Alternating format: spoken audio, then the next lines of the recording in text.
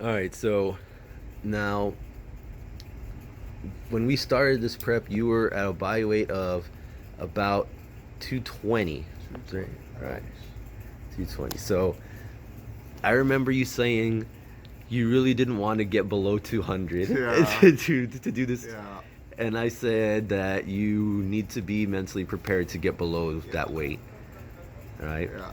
Because I mean, at that point, I had felt like when you're per se now, a lot of people are starting to realize when you're bulking, Mm. you think you're leaner than you actually are. Right. Like now that I look back at my old, like my bulking or the start of my prep, Mm. I mean, I still had abs, and Right. you could traceable amount of abs. Like good, I would say good, manageable body weight, but I could have Mm-hmm. done a lot better. I could have been a Yeah. lot leaner, not knowing with the micronutrient Yeah, you were. dense It was still a foods. healthy level Yeah, of body fat. yeah, It wasn't. He was not, just so people know. People that have seen the pictures know, but for those who haven't, it's not like he was, like obese or oh like yeah. health problems or anything. But for terms of men physique look, you don't want to be Right, at that body fat right. percentage. That far away from contest. Exactly, Yeah. especially if you want to keep that shape, because what I found out in this prep at the beginning may could be proven by that the posing was kind of difficult for me because I couldn't find that shape of how Mm-hmm. the flow was supposed to be. Yeah, you couldn't. Yeah, You couldn't see how you're supposed to look in the mirror, so exactly. you're trying to adjust things and Yeah. you're not really seeing the shape come out, so you don't know, am I really hitting this right, am I Hmm. not, and that sort of And the thing. poses felt awkward, and I mean the walkouts. We'll show videos throughout, like when this one comes out, but the posing just felt awkward. But as I was getting leaner, Mm, practicing the posing a little bit more, I mm, saw my shape, and that's when I saw. I was like, I mean, now that I'm at the most shredded that I could be, I see the shape perfectly. I mean, yeah, this is where you want to be ultimately, and you just grow off of that. You don't want to go too too far away. far Hmm. range where you can't really see where you're working with, and you want to be ready and healthy and happy at the same time. It's just managing everything. It's just my Yeah. perspective about everything just fucking changed, like Hmm. about how I'm gonna approach the off season, and that's another video or another Right. topic we could talk about. Hmm. But it did just change a lot. Yeah. So now, me as a coach, I'm talking about that, about managing the different elements of it, and how the posing comes into play with your body fat levels and how you approach this. So we definitely want to do things in a healthy way. We wanted to, as Roman says, have micronutrient dense foods. So we wanted to balance the health aspect of it.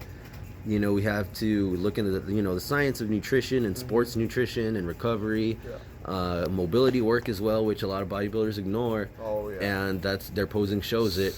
They're very, very stiff and robotic, and it's hard to feel certain poses, or you Yeah. can't flare your lats, and your shoulders are tight, things like that. And that also affects the artistic aspect of it, because just as he said, you're not going to really feel that pose, and a lot of it comes down to when you're posing in the mirror, you have to remember how that feels. And I remember when we had that deload week and we Oh focused on your yeah. mobility That and deload week completely changed my life. Like completely changed my life. I mean, I would have to say in my 2 years and a half that I've been training, I've never had a decent deload week. I would say I've had a like I would like a rest day. yeah rest day, and Mace would be there. He would see me train like beforehand, like before we started like really working together. I just always had that mentality. Oh, you got to grind every day, and Yeah. I mean you do, but once you learn these things and once you experience it for yourself and Mm-hmm. taking care of your body, making sure you're foam rolling, taking sure that you're setting your body up. If you're gonna go balls out for another 4 weeks, make sure for a week it's ready and rested and prepared for those 4 weeks of hell. And that's what we did. Yeah. That week of deload was my diet break and Mm-hmm. deload week. So, because Mace told me after this week or these 6 days that we're on that refeed and deload week, you're going back to lower macros Yeah. for a good while, and you're not gonna have a refeed For for a a while. while. You're not gonna have one for a while, so enjoy it Yeah. and just rest up, Yeah. and that's what we did. I mean, and your lats flared out so much more easily after all of that mobility work. Yeah. You literally looked like 3 inches taller. Yeah, and all my presses after that felt amazing. Even prior to that workout, before the deload week, I was telling Mace, I was like, my presses have never felt that weird before. Like, and my traps, I found out my traps can tend to tighten up and a lot, and get a lot of knots, and that's something that we emphasize working on, and I prioritize that now, and it's one of the main things of success that Yeah. um, I would highly recommend. Foam rolling, mobility, functional training, as much as it fucking pisses you off. It's very frustrating for people who are into bodybuilding because we're not the best at it. Exactly. Yeah. I just, especially when you're on low macros, you're not used to that style. Like after doing legs, or Mace has you doing this hit circuit or of squat jumps, and I mean it's necessary. I never questioned anything that Mace has told me because I knew it's what I'm set up for. Like if you're gonna have a coach, you're gonna want to believe in them and trust them and do ask questions. But the point of having a coach is because they're knowledgeable and you can't question, and because they want the best for you. Right. They should be.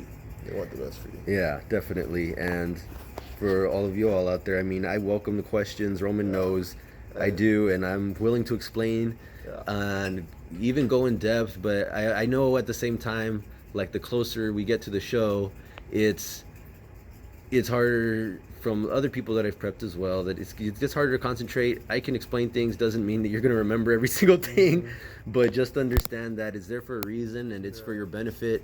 And obviously during the off season as well, we'll be going over more. I mean, I'm an open book with all of the people that I help out, and I told Roman before, if I could copy and paste from my brain into his, I would. That's what I would do. But you know, we're gonna definitely be looking at, you know, why we're doing these phases of training and that emphasize different things in the off season. Now, when we were in contest prep, it was mostly hypertrophy work. Yeah. For all of, I want to say, for sure the last 3 months, for sure. Before that, we were still doing a little bit of like strength-based type of training, like somewhat at the beginning of, I would say. Yeah. So, you know, and all of that has a purpose. Same thing with the functional training, the stability work. It's all to address deficiencies that you might have, that because it gets to a point where it starts affecting even your bodybuilding workout. And if you know that you're there, or if your coach sees it, you need to address that. That's what you can do during those deload weeks, or during certain times where you're pinning the brakes a little bit. You do more mobility, more stabilization work, so that way when you get back to your bodybuilding, you do it better. Yeah. You don't just go right back and you're still having trouble isolating certain muscle groups. No, you go back and you perform it better. You stimulate your muscle even better, and that's what's going to allow you to keep your gains. Because a lot of people will be trying to hit PRs, and really their form just got worse. They didn't really actually do the lift better.